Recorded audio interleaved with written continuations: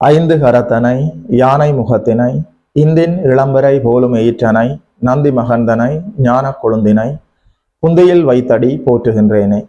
நமக்கு ஜோதிட ஞானத்தையும் கிரியா யோகத்தையும் தந்த குருமார்களுக்கு நன்றி. ஜோதிட சொந்தங்களுக்கு வணக்கம்.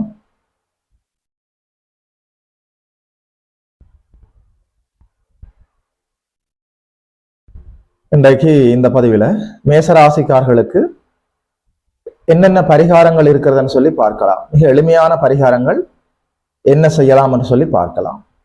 மேசம் என்று சொல்கிற போது காலபுருஷனுக்கு முதல் வீடு, உங்களுடைய தலையை குறிப்பது. நெருப்பு ராசி, ராசிநாதன் செவ்வாய். மாதம் என்று பார்க்கிற போது சித்திரை மாதம், ஒரு ஆண் வீடு, ஆண் ராசி. அது மட்டும் இல்லை, காலபுருஷனுக்கு முதல் வீடாக வந்து அது ஆண் ராசியாகவும் வந்து பாக்கியாதிபதி குருநாதர் 9ஆம் அதிபதியாகவும் வருகிறார்.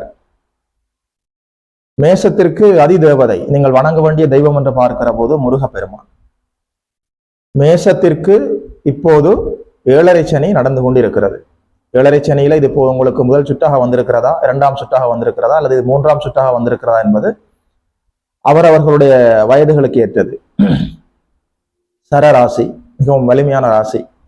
மேசம் என்று சொல்கிற போது நீங்கள் சற்று விழிப்புணர்வு இல்லாமல் இருந்தால் அவசரம், டென்ஷன், கோபம், பதட்டம், அதாவது விவேகம் இல்லாத வேகம், இது போன்ற அமைப்புகளை இந்த சனி பகவான் விரயச்சனியாக 12ஆம் இடத்தில் அமர்ந்திருக்கிற போது உங்களுக்கு தந்து விடுவார்.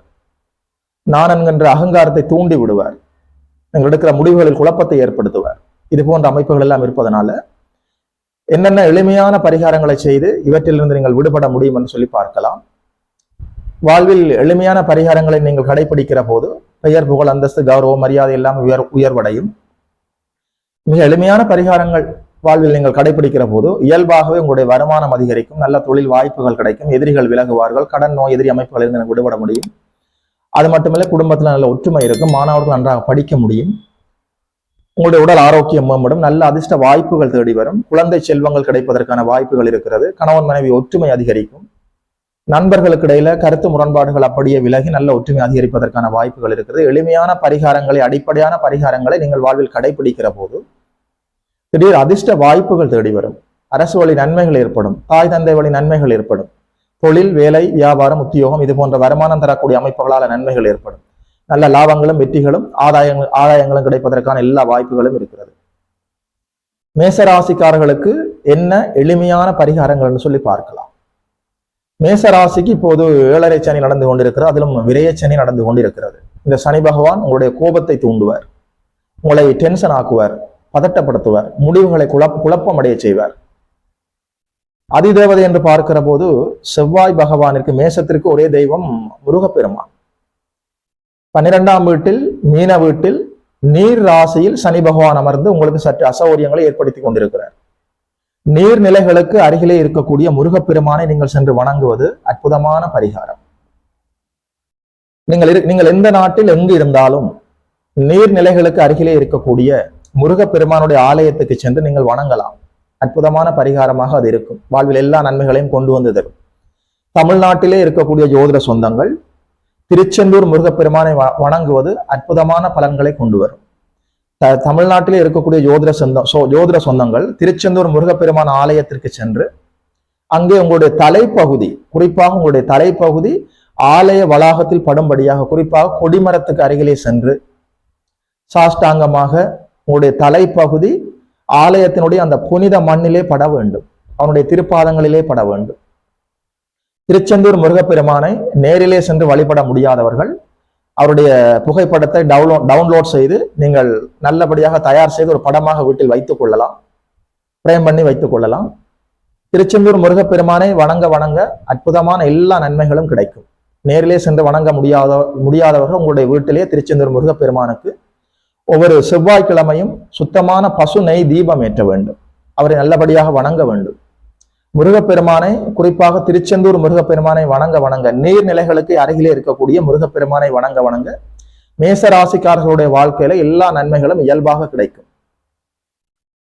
இந்த மனித வாழ்க்கை என்பது, இந்த மனித உடல் என்பது பஞ்சபூதங்களை அடிப்படையாக கொண்டது. நிலம், நீர், நெருப்பு, காற்று, ஆகாயம், 5 பஞ்சபூதங்கள் இல்லையா? தோராயமாக ஒரு 70% அளவில் நீர் தான் உடம்பில் இருக்கிறது. இந்த நிலம், நீர், தீ, காற்று, ஆகாயம், இந்த பஞ்சபூதங்களை உங்களுக்குள்ளே நீங்கள் சுத்தமாக வைத்திருந்தால் இறை அருள் என்பது இயல்பாக உங்களுக்கு கிடைப்பதாக இருக்கும். தனித்தனியாக ஒவ்வொரு பஞ்சபூதங்களையும் நீங்கள் சுத்தம் செய்வது என்பது ஒரு பெரிய லாங் ப்ராசஸ், லைஃப் ப்ராசஸ் ஆகிவிடும். ஒரு பெரிய செயல்முறை. வாழ்நாள் பத்தாது. வாழ்க்கையை அதற்காக மொத்தமாக நீங்கள் அர்ப்பணிக்க வேண்டியிருக்கும். அதனால இதை எப்படி சூட்சுமமாக கையாள முடியும் என்று சொல்லி பார்க்கலாம். ஆகாயத்தினுடைய மடியில தான் இந்த பூமியே இருக்கிறது. ஆகாயத்தை நீங்கள் நல்லபடியாக உங்களுடைய கட்டுப்பாட்டுக்குள்ளே கொண்டு வர முடியும் என்று சொன்னால் மற்ற 4 பஞ்சபூதங்களும் இயல்பாக உங்களுடைய கட்டுப்பாட்டுக்குள் வந்துவிடும்.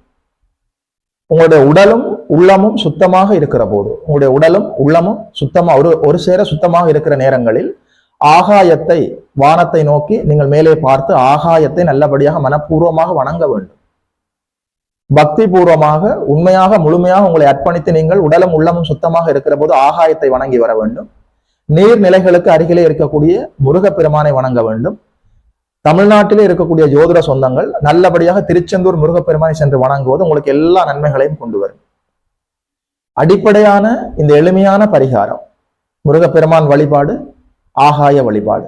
இந்த எளிமையான பரிகாரத்தை நீங்கள் வாழ்வில் கடைபிடிக்கிற போது நிச்சயமாக எல்லா நன்மைகளும் படிப்படியாக நன்மைகள் எல்லாமே உருவாகும். குறைந்தபட்சம் 3 மாதத்திற்கு ஒரு தடவையாவது, குறைந்தபட்சம் 3 மாதங்களுக்கு ஒரு தடவையாவது குல தெய்வத்தை சென்று வணங்க வேண்டும். குலதெய்வ வழிபாடு, முருகப்பெருமான் வழிபாடு, ஆகாய வழிபாடு. இந்த 3 வழிபாடுகளையும், மிக எளிமையான இந்த 3 வழிபாடுகளையும் வாழ்நாள் முழுவதும் நீங்கள் கடைபிடித்து மேசராசிக்காரர்கள் குறிப்பாக இந்த 2025ஆம் ஆண்டுல எல்லா நன்மைகளையும் நீங்கள் பெற்றுக்கொள்ள வேண்டும் என்று சொல்லி நானும் உங்களுக்காக இறைவனிடம் பிரார்த்திக்கிறேன். யோகி மதன் அஸ்ட்ரோ சென்டர் யூடியூப் சேனலை சப்ஸ்கிரைப் செய்திருக்கின்ற அனைத்து தோழர்களுக்கும் தோழிகளுக்கும் என் மனப்பூர்வமான நன்றிகள். பார்த்தவர்கள் உங்களுடைய உறவினர்களோடு பகிர்ந்து கொள்ளுங்கள். இதுபோல இன்னும் ஒரு அற்புதமான வீடியோவில் சந்திக்கிறோம். நமஸ்காரம்.